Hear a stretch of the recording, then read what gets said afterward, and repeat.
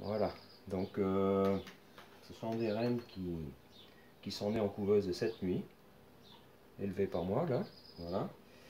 Et donc c'est des rennes vierges hein, évidemment, et je vais les marquer. Enfin, je suis en train de les marquer quoi.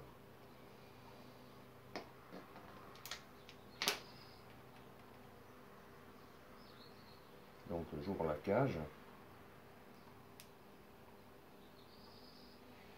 Voilà, je sais pas si on voit bien la photo. Avec le petit capuchon ouvert, hein, proprement. Voilà. Donc la reine est dedans là.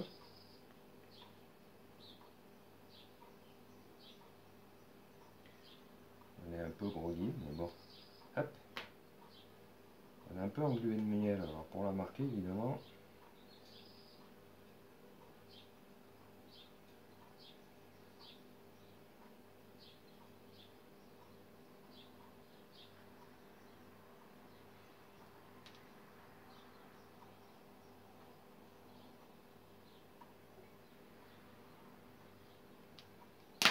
Voilà.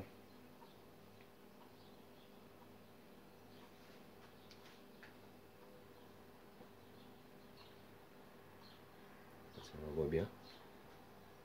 Par contre elle est engluée de miel, alors évidemment.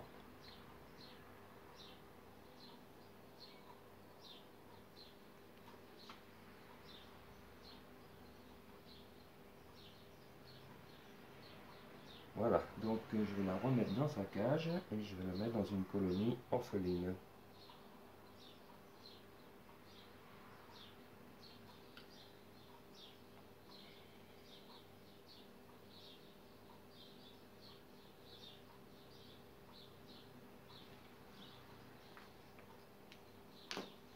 En fait, j'ai oublié de montrer quand même la couveuse, que tout ça c'est né dans une couveuse que j'ai fabriquée. Voilà. Alors il y a une lampe qui clignote, ça c'est la lampe de chauffage. Alors on voit la reine là que j'ai marquée tout à l'heure là, qui est ici là. Toutes les autres donc de la série LO1, de la série 3, donc sont déjà dans leur nucléi, elles sont déjà au rucher depuis hier soir à 20 h. Il ne restait plus que celle-là à naître.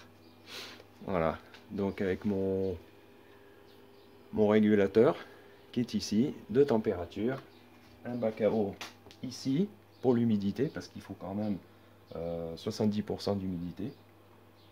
Voilà.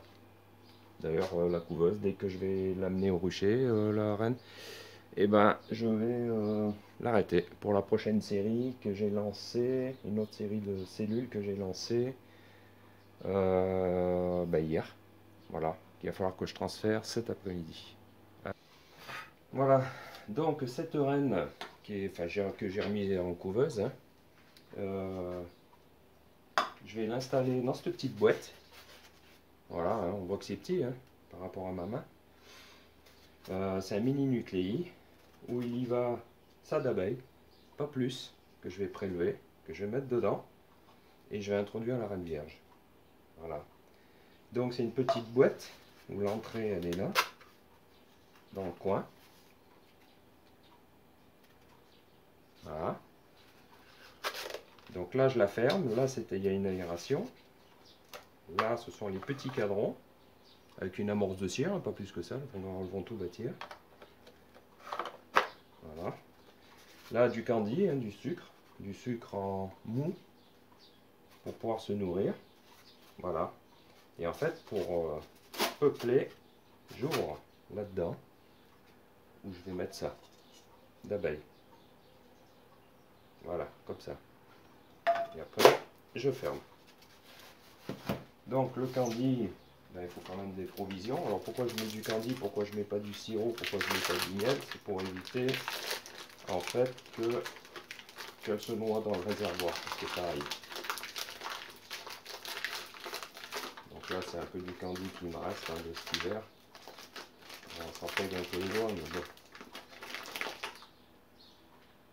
Voilà. C'est comme une pâte à sucre en fait. Hein. C'est comme... Et je tasse bien dedans. Comme ça, elles ont de la bouffe, elles ont quoi manger pendant 15 jours, quoi.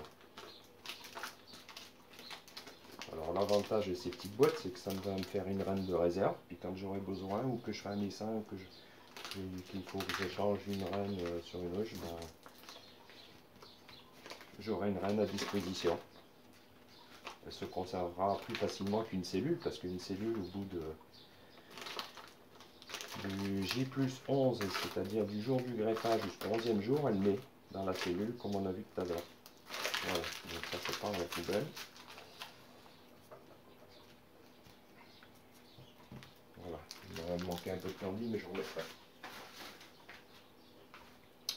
Voilà, donc là je vais aller au rucher, je vais chercher une timbale, c'est-à-dire 100 g d'abeilles, soit un quart de litre d'abeilles, que je vais mettre dedans, avec la reine vierge qui est née, où les abeilles vont s'en occuper, et 3 jours à la cave dans le noir, pour qu'elles acceptent la petite colonie. Sinon, si je mets ça comme ça, que j'ouvre dans le rucher, ben, elles vont toutes se barrer.